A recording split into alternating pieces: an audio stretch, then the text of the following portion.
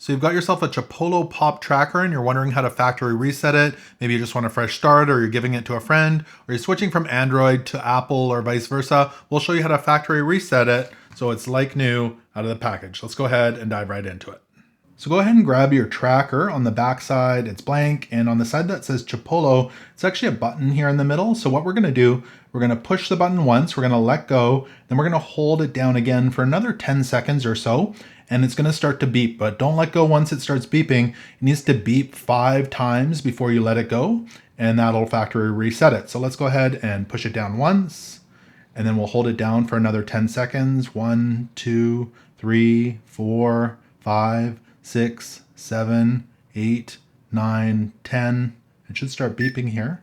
2, 3, 4, 5, and now we can let go. And we got the factory reset sound there.